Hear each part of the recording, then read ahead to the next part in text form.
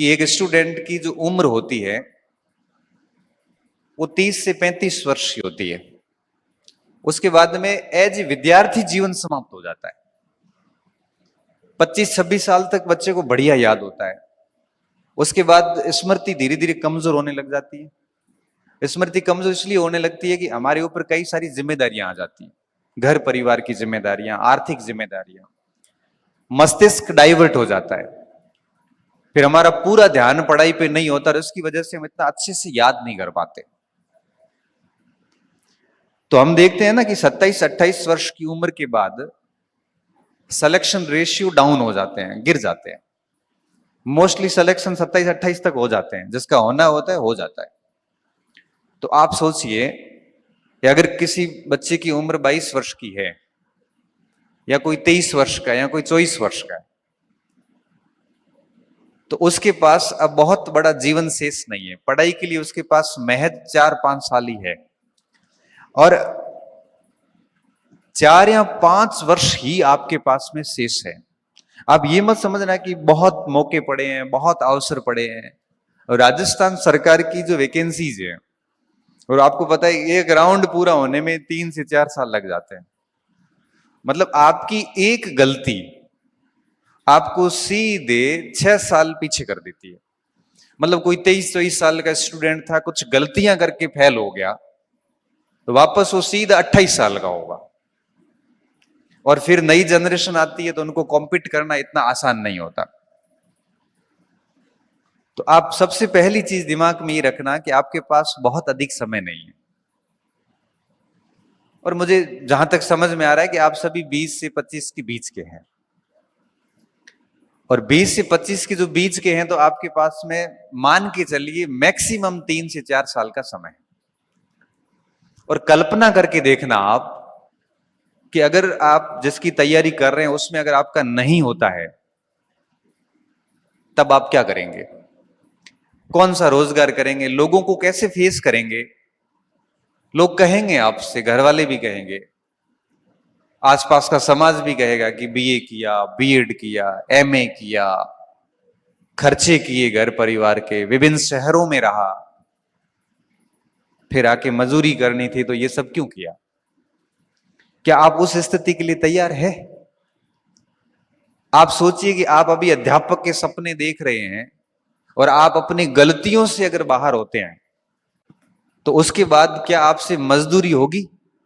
इतना अच्छा पढ़ लिखने के बाद में आप किसी भी दुकान पे या किसी खेती किसानी में, मजदूरी में, आप अपने आप को कभी भी स्वीकार नहीं कर पाओगे, कभी भी स्वीकार नहीं कर पाओगे। क्योंकि पढ़ाई नहीं की है तो दिक्कत नहीं, क्योंकि उसने माइंड सेट कर लिया कि मुझे मजदूरी करनी, बात खत्म। आपने तो बहुत ड्रीम देखे हैं, आपके परिवार ने भी आपसे ड्रीम देखे हैं, आपके समाज ने आपके ऊपर नजरें गड़ा रखी है कि कब फेल हो और इसके मजे लें। जब ऐसी स्थिति में आप अपनी गलतियों से अगर बाहर होते हैं, तो क्या आप 4 साल बाद की आपकी स्थिति को स्वीकार कर पाएंगे? आप सोचना कभी इन चीजों के ऊपर। आप डर जाओगे, वाकई में डर जाओगे कि अगर इन भर्तियों में सिलेक्शन नहीं होता है तो मैं करूंगा क्या? अगर आप बिजनेसमैन है तो टेंशन नहीं है, बिजनेस संभाल लेना। अगर आप बहुत बड़े कृषक के, जमींदार टाइप के, तो ठीक है, खेती किसानी संभाल लेना। अगर आप मध्यम वर्गीय गरीब परिवार से व्यक्ति है, तो सोचना कि बड़ा भविष्य को देखकर डर लगेगा कि यार क्या करेंगे फिर।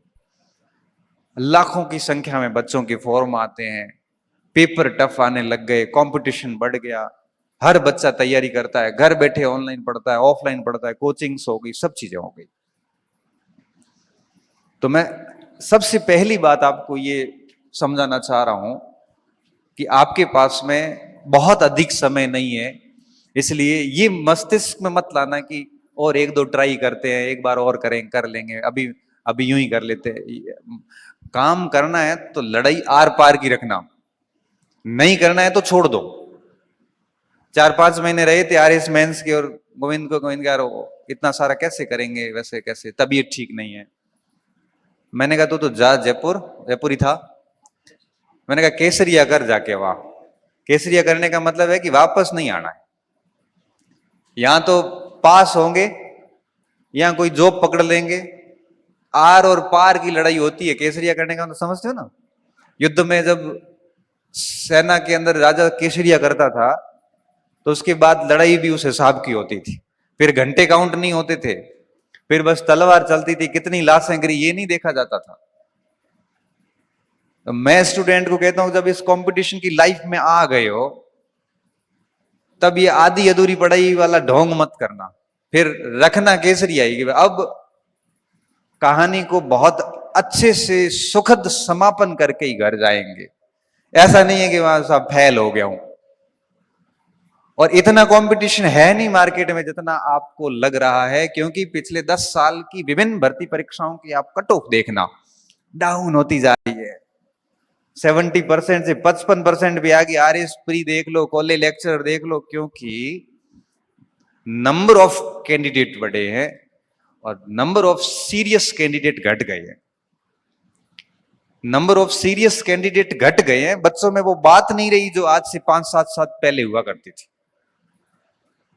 आज की जो जनरेशन है वो मोबाइल, विभिन्न सारे मोटिवेटर, किताबों की बहुत बड़ी दुनिया, उनमें इतनी फंस गई है कि वो कुछ नहीं कर पा रही, बस बैठी है चुपचाप।